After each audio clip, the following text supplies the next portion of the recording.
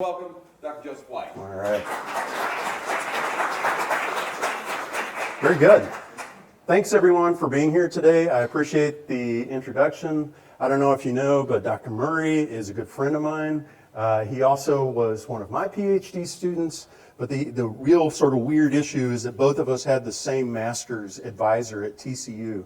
So he started a little bit later as a non-traditional student, but we had a great time working together, and a lot of the research that he conducted, particularly on the golden cheek warbler, is some of the information that you're going to see today. So thank you, Dr. Murray, for inviting me here, and thank you for all the work that you did. So this is a plant talk, but it's wrapped, for instance, in a wildlife issue. The Endangered Species Act is not about saving a particular species, it's about saving the habitat and making sure that that's intact so that the population of a particular target wildlife species can flourish and recover under those conditions. So that's sort of the preface of the talk that I'm going to talk about today. Embedded with this is also the lessons of working with conservation biologists.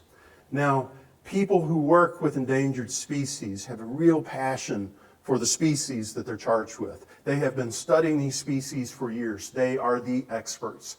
And in doing so, often have a real feel about protecting them.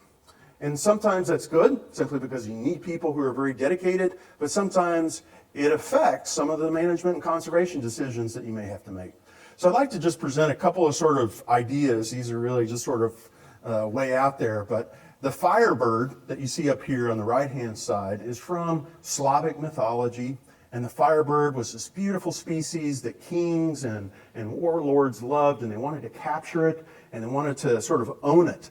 And that was fine, except if you own the firebird, typically bad things happen to you, right? So the lesson here is this idea of trying to do something in terms of capture this beautiful being, yet in doing so brings harm.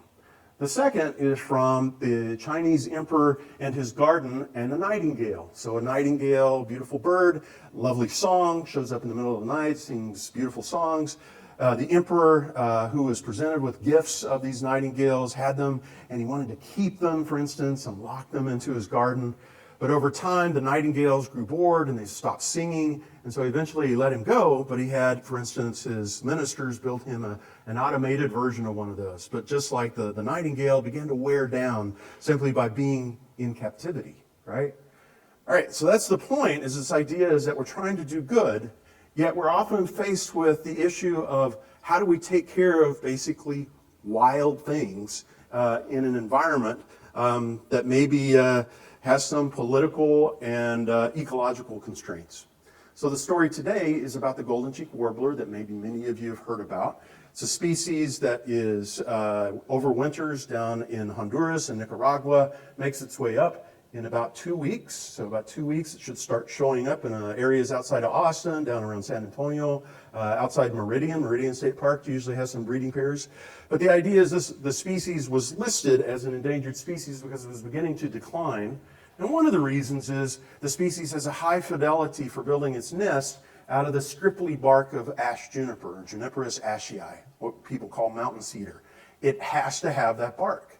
And so when we have cedar chopping and everything else, we start taking away the fundamental pieces that are important for its survival.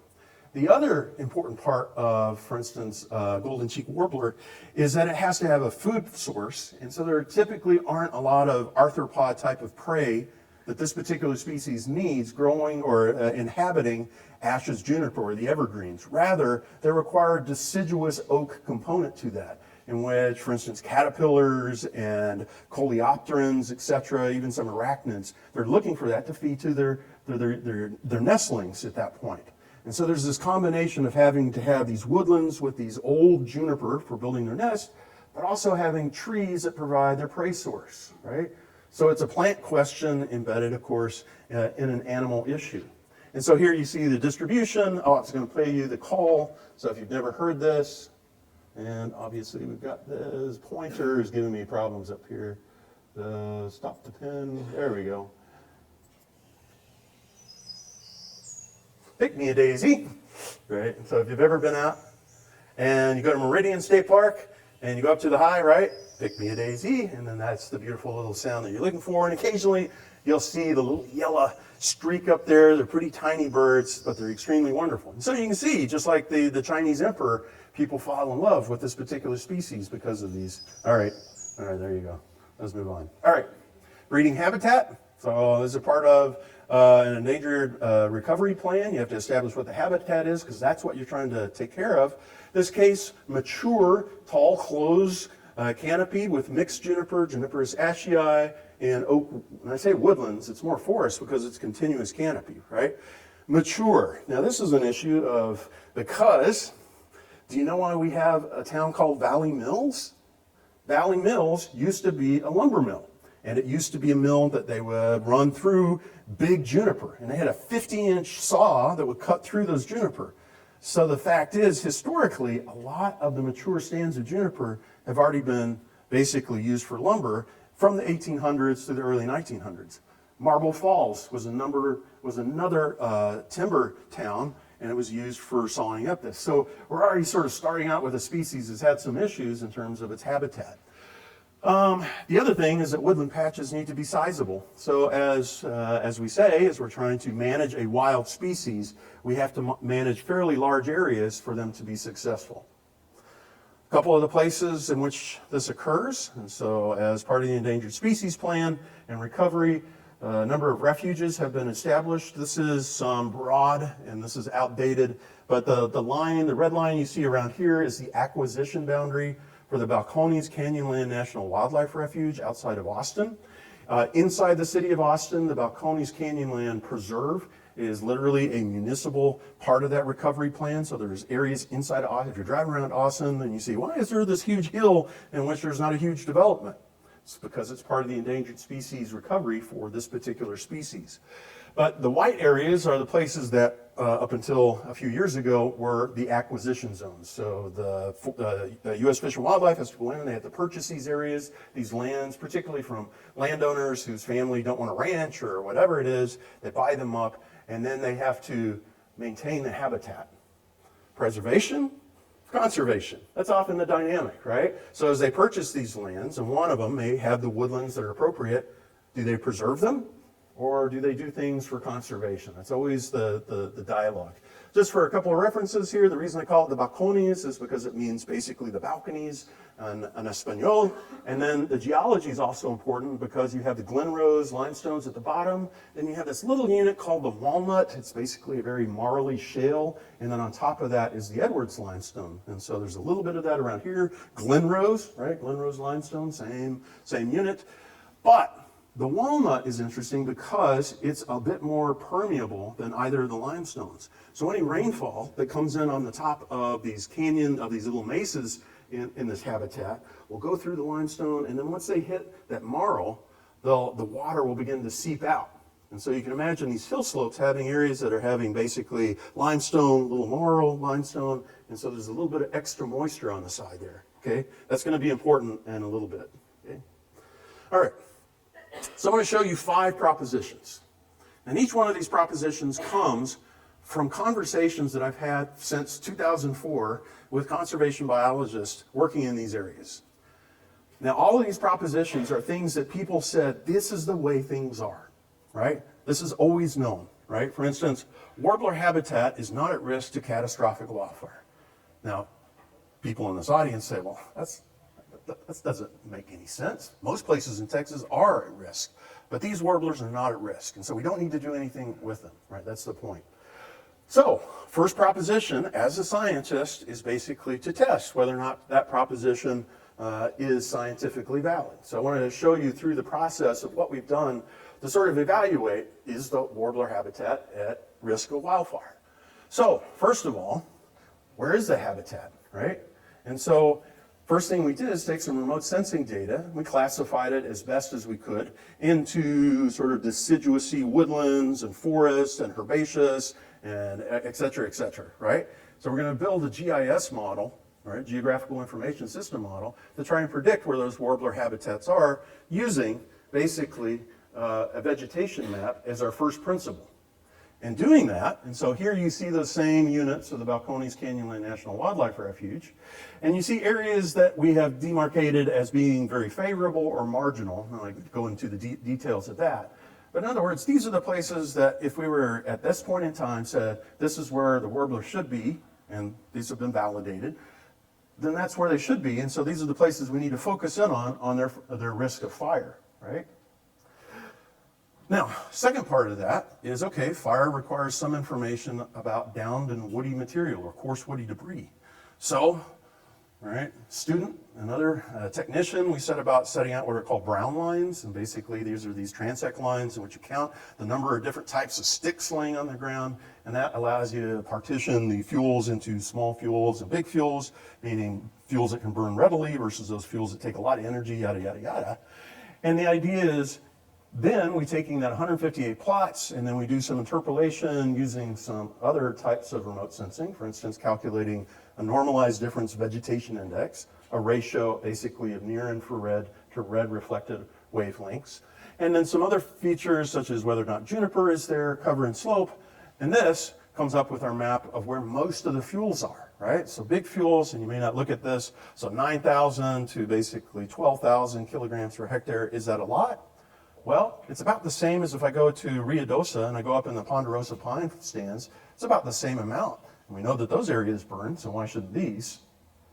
And lastly, used a model produced by Congleton and Shuvienko that has been used, for instance, in the Mediterranean, to using just basically these simple characteristics to map where fire risks should occur. So HF, that's the risk of fire.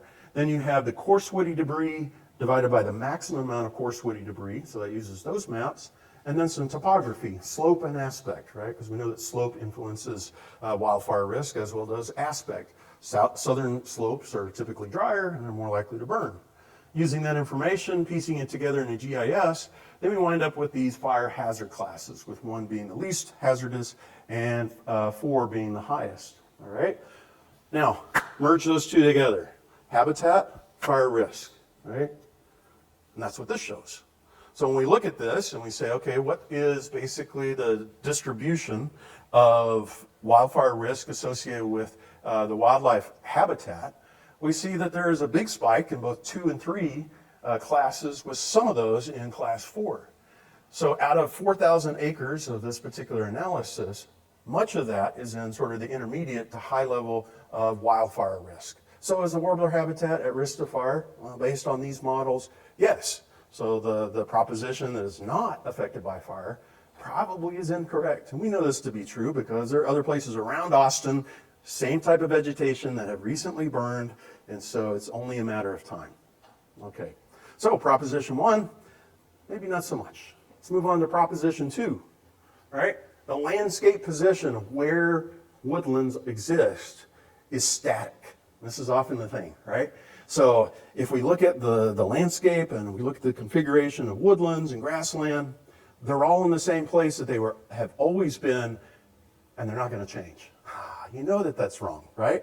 But these were some of the ideas that we faced coming along early on in our study. So Dr. Murray got to investigate exactly what was the veracity of this type of idea, using, in this case, multi-temporal remote sensing, in this case, historical photographs. Now, back in the 30s, we didn't have color photos, aerial photos, so we only had black and white. So we were sticking with black and white photos, right? And this idea would allow us to identify basically shades of gray. So the 50 shades of gray here of analysis of habitat is that any place that's bright are typically either bare ground or herbaceous vegetation. Any place that's sort of gray to dark are typically the vegetation of deciduous oaks and juniper. In fact, let's look at, right, so where is the 1950s? That's the best one. All right. So as you look at 1950s, this is one of those Balcones slopes. So this is one of those mesas that you're looking at from above. And what you see is this weird structure here. That weird gray structure is a contiguous canopy of red oak, right?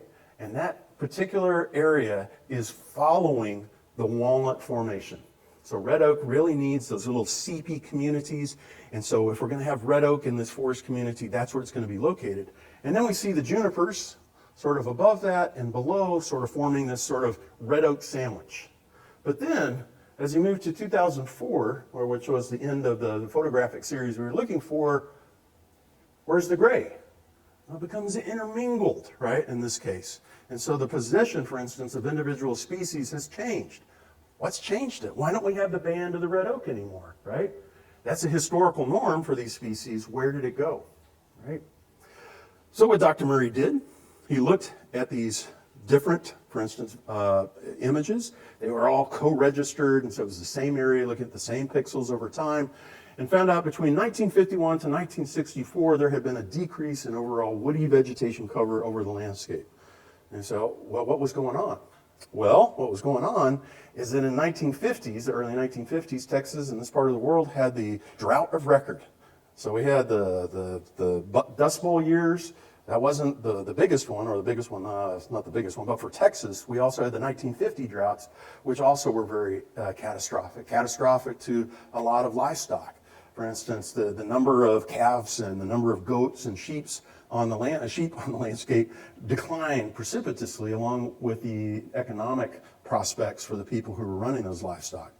But at the same time, because it's dry, a lot of the ranchers started cutting down the woody vegetation to just emphasize more and more grass that would be available as forage for grazing livestock. So we see this decline that we see here, and then we see after that time period a big jump, right?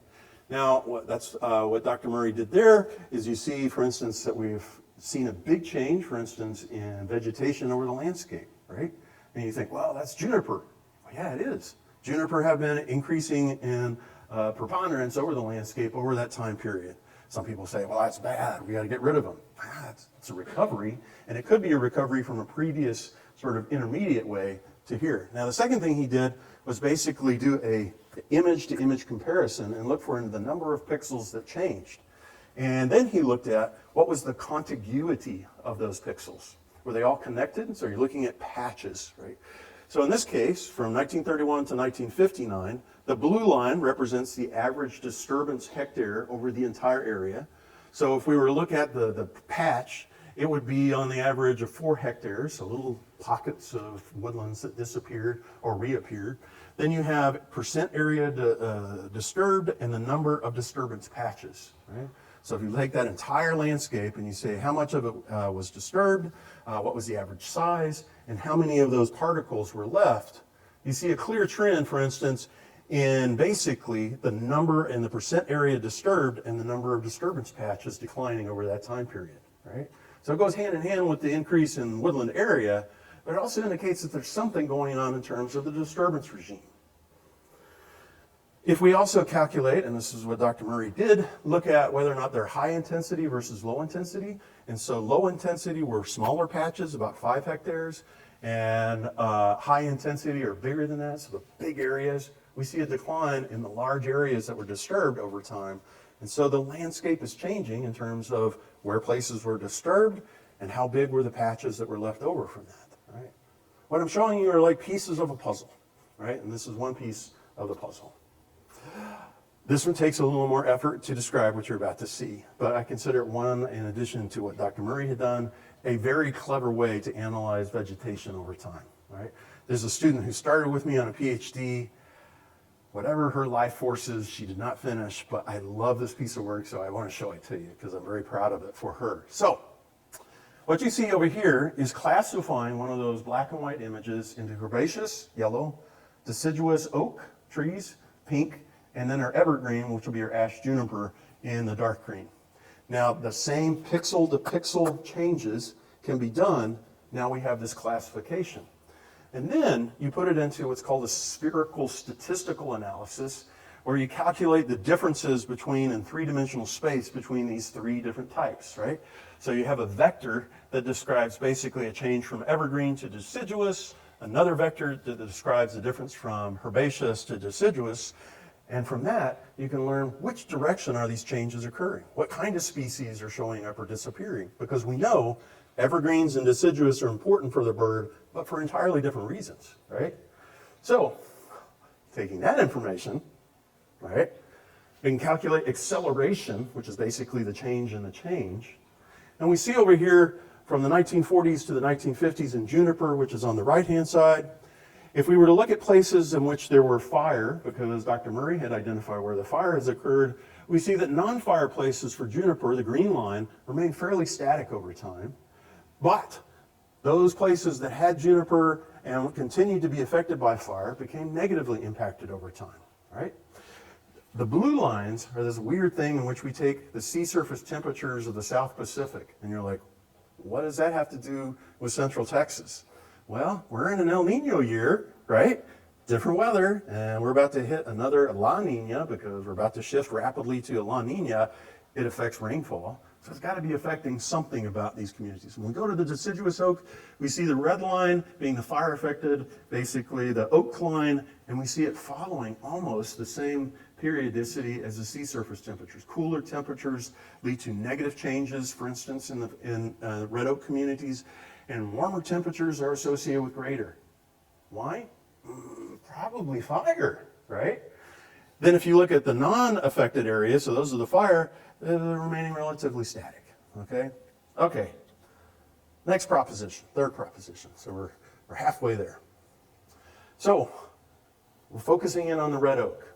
We're focusing on basically one of the deciduous oak species that's important for providing prey for the golden cheek warbler.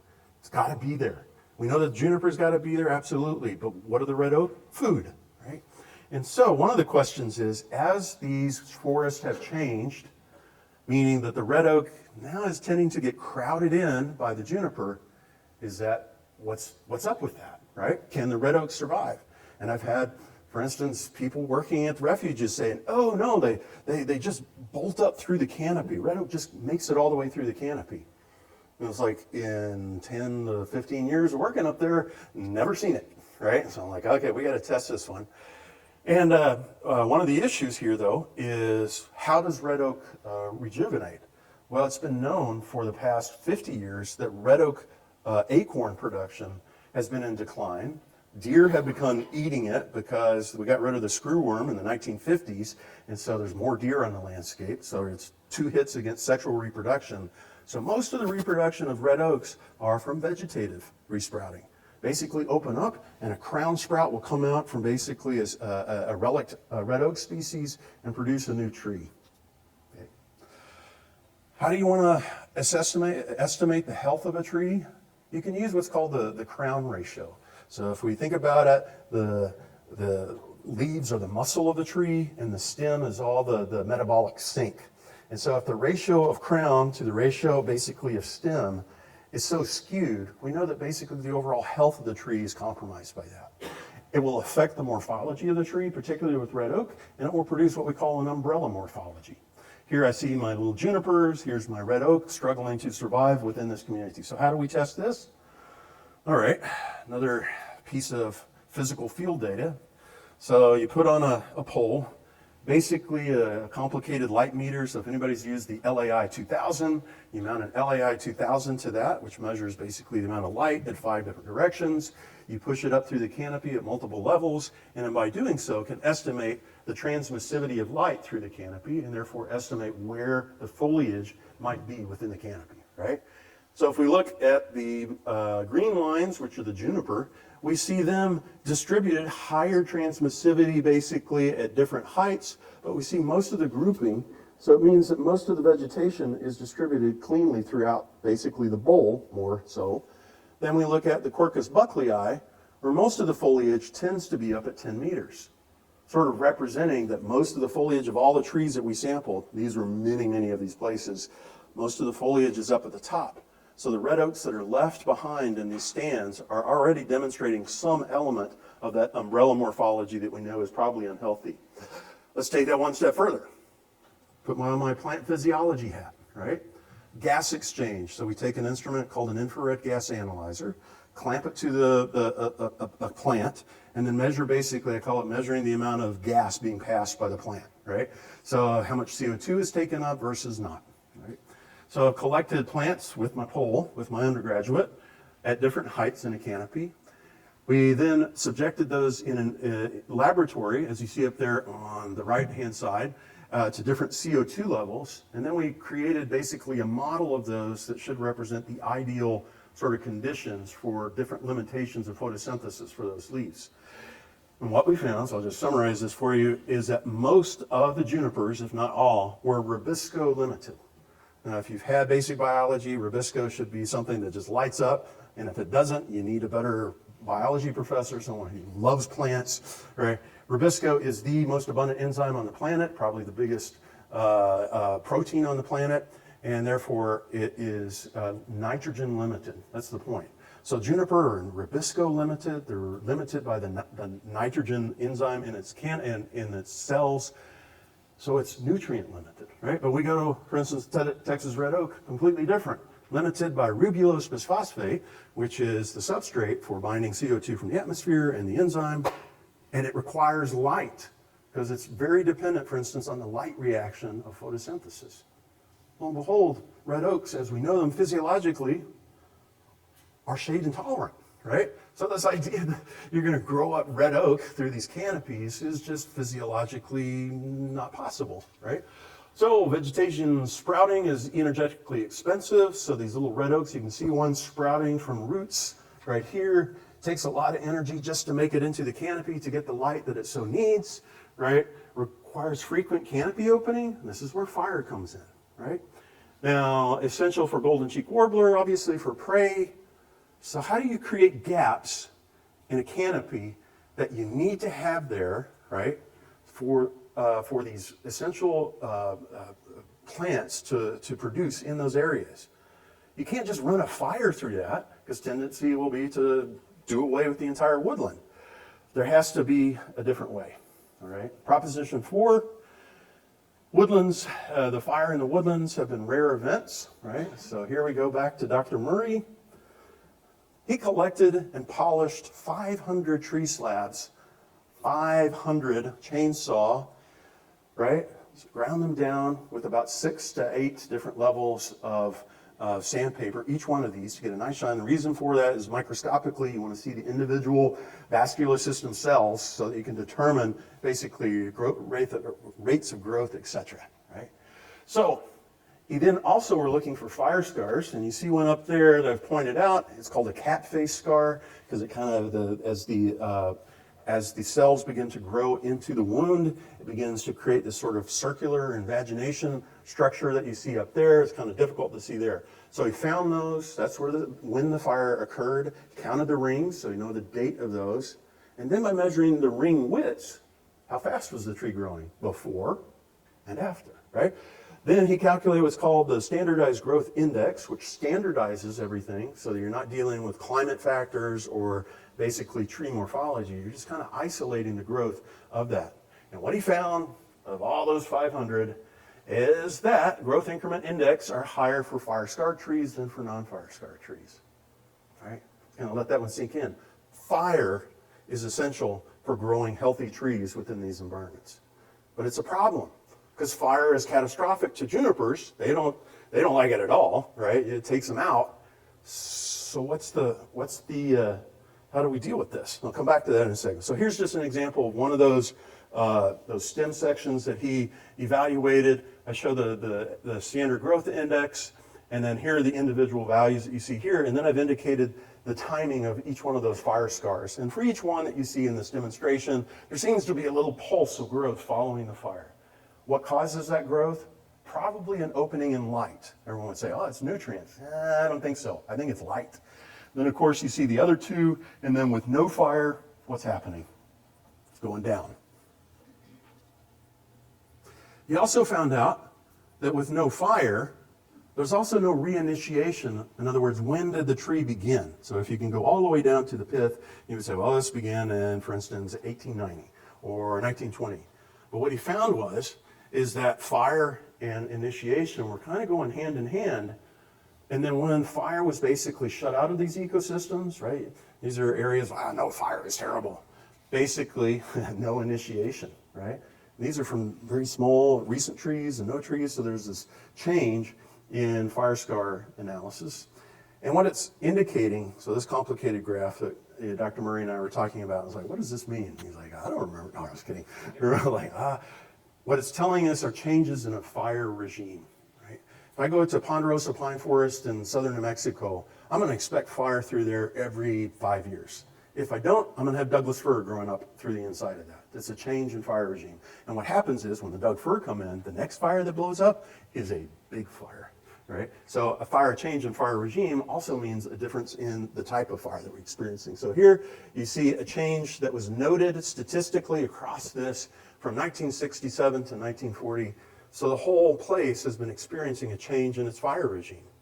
Why is that? Suppression? Maybe. Maybe it's climate change. I don't know. But fire has become extremely less frequent in these environments. In fact, with Dr. Murray's research from the past, fires should be burning through these areas every 8 years. The last fire that burned in some of these places was 40 years ago.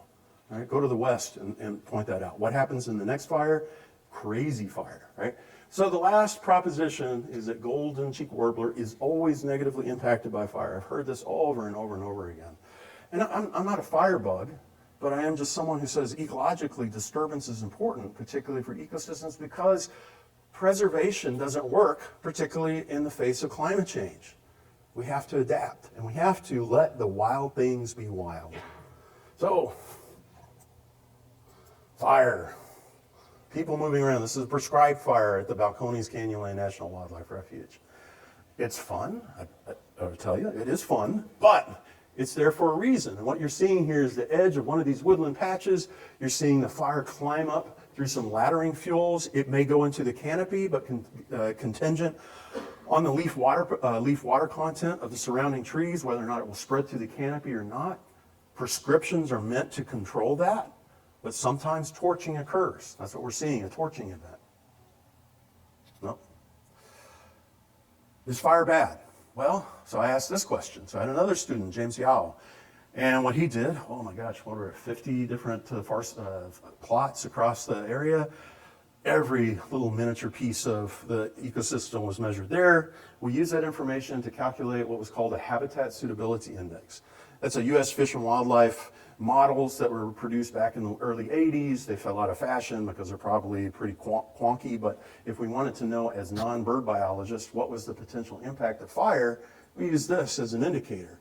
We see that very young stands don't score very high, or score worse, for instance, on the habitat suitability index, and that medium, sort of old fires in between, and then no fires away out there, basically are probably getting better at habitat suitability index. So a mixed message, right? So for me standing up and saying fire has to be done in all these places, we got to go at it carefully, right? So in this case, fire does occur within the habitat, and it doesn't deleteriously impact the habitat suitability of the golden cheek warbler in these intermediate zones, but early new fires do, okay? That's a way of a scientist saying, okay, I'm not exactly right, right? That's the only way here. So, but fires come in different flavors, like I said. And so when we look at basically a passive to an active to a full canopy fire, there's this event called torching that occurs that individual trees blow up for a variety of reasons. Here's Dr. Murray up there on one of the prescribed burns at Balcones Refuge. Here's the actual burn that we were at, and we see the grass sort of holding the fire. We see individual trees showing up. Here's the outcome of that. So you see an individual tree that's scorched and dead. And then over here on the left-hand side is a very detailed study where every 5 meters following a fire, they went out and they GPS the location of torched trees. So here's a prescribed burn on the refuge, burning through warbler habitat. And there are the torched trees that are in the high red. You see some individual scorching in orange. But the point is that the fire management officer was capable of writing a prescription that would allow fire to burn through there, that would get torching to occur, and would allow basically opening of that canopy. Does it? And what is the effect? So a study I helped sort of talk about, but didn't participate in, was one by the U.S. Forest Service. At the refuge, they set up these plots, they burned through, they had different fire severity. So fire severity 3 basically is torching with some canopy scorch. Here are the relative probability of use based on active bird monitoring, both in terms of fledgling, etc. And what you see is that for all the woodland types, around class 2 is that you see this bump, basically, in probability of use. Well, birds aren't negatively impacted. In fact, with a little bit of disturbance, they seem to be positively impacted by this, right?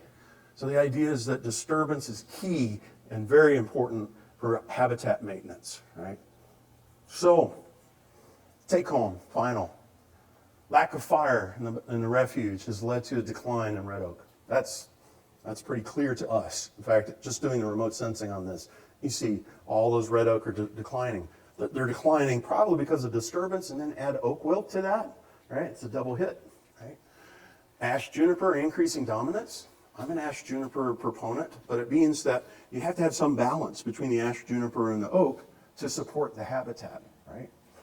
Right? Habitat sustainability is key. So if we were to measure the Endangered Species Act efficiency, we really need to be looking at how good are we perpetuating, sustaining the habitat of the warbler over the long haul. Add climate change to that, that's where the sea surface temperature comes into play, in that maybe the future is that higher disturbance rates will just be a part of the changes in La Nina, El Nino ratios that will increase fire. But if you're living in Austin and you're seeing fire burn frequently like that, it's going to set off some alarm bells, isn't it? Last, shift from static management. Don't wall it off. Don't be like the Chinese emperor and try to keep the nightingales in your backyard, but rather you have to adapt basically to disturbance and its importance for the landscape. And so with that, few acknowledgments. Of course, Dr. Murray that you see here, he's measuring a brown line, of course, right? I have no idea what you're doing here, right? But here he is. He did some microclimate work, and that was one of the largest trees that we cut open, number of undergraduates, etc., and then funded through the USGS, City of Austin, and U.S. Fish and Wildlife. And there's some literature in case that's important to you. Thank you for your attention, and thank you for having me today.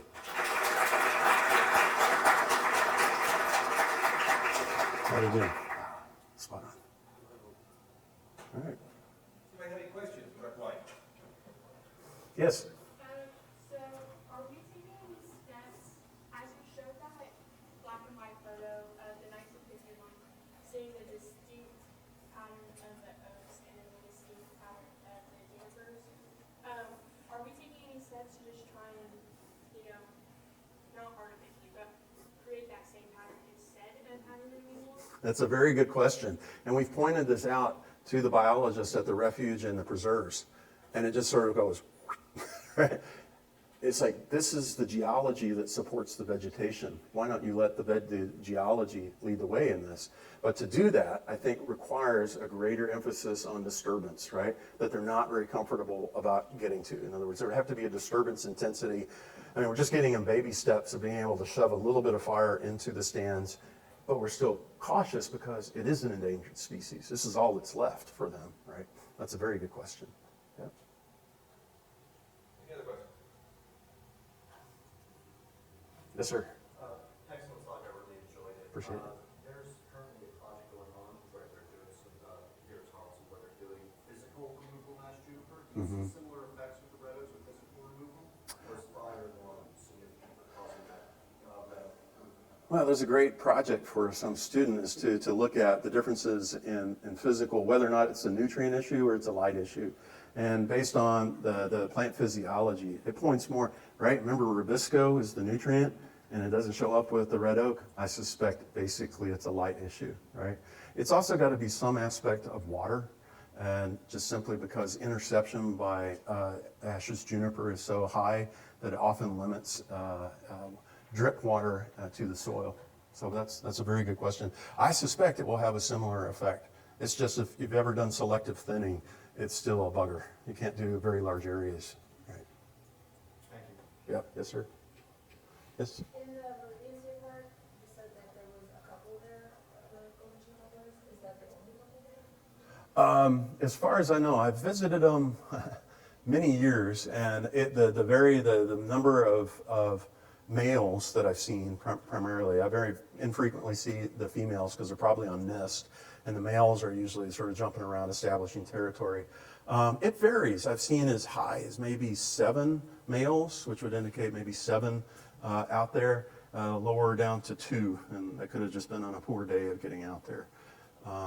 They are, so if you're out there, you go around the lake and go up on the backside, there's a trail, you go up to the very top, and then you go down by a stream bed, and as you go up and around the corner, you'll see the mature juniper up there, and that's typically where they're hanging out. So, yeah, just be gentle. Yes? So I studied books for those a long time ago. Yeah. I honestly haven't paid much attention to them for the last 8 years. And I just want to say, first of all, I really appreciate your talk because, yes, the disturbance is really important. Yeah. My question is from, since it's been a while since I looked at this, back when I was involved in it, our agencies with their management practices were really rigid on no disturbance, don't touch the ash juniper. That's what pissed off all the landowners, right? Yeah. Have they changed? Are they listening to you? Are they still kind of on that saying they are changing? They're changing, and the reason is because now they're seeing the data, right? Yeah. Now, the conversation with adjacent landowners who have been sort of threatened not to, they have to, that's where education becomes a big part of that. So the outreach and the education become an essential part of discussing basically what good management of the habitat look like, right? But this no cut, no do this have really set the stage for conflict, right? I hope that you were involved in the Fish and Wildlife Service actually recently to redo that candidate review. They contacted you. They did not, but I talk to them frequently. Yeah, it's still working out there. Well, But. I'm glad to hear there's some movement with the management agencies. Yeah, I think what the thing is, the dialogue between the agency biologists and the agency fire management officers, et cetera, often are like, in conflict. And you're like, hey, everybody get to the same table. You're all trying to do the same thing, right? And just getting them to discuss. But once they see science, then that opens the door for good conversation. Thank you. Yeah, thank you. Any other questions? Sorry. No, ask away. I haven't, so my ecology class just now. So I don't know much about oaks that much right now. But it sounds like we're doing a lot about the junipers because they're inhibiting the oak growth. Right. So because the warblers are just using the oaks mostly for their nutrition and food, why do we care so much that they've reached that full potential height, that they have all this room to grow?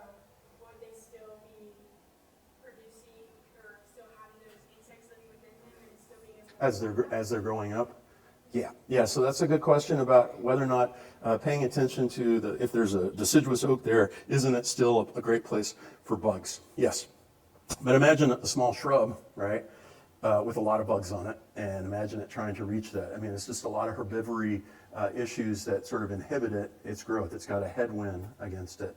So that would be one of the issues, is what are controlling the growth rates of those in type of environments. And as you decrease the density of those trees with the prey base staying relatively constant, then the herbivory levels are also increasing on an individual basis. So you're kind of balancing out the number of places that these arthropod predators can reside, while at the same time, so.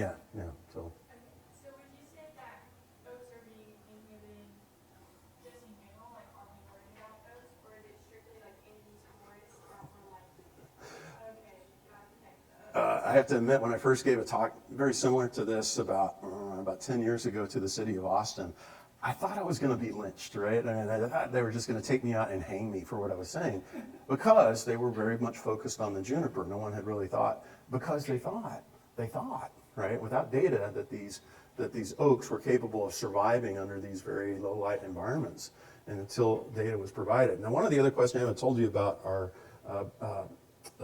Quercus sinuata, scaly bark oak, right? and live oak. They also have a number of predators that are available for them, so they can be part of that community as well. But the red oak definitely have the greatest amount of arthropods for feeding, and the big juicy, leaf roller caterpillars are perfect, right? So you gotta have that big fat glob for the nestlings. Yeah, thank you. Questions anymore? Sure.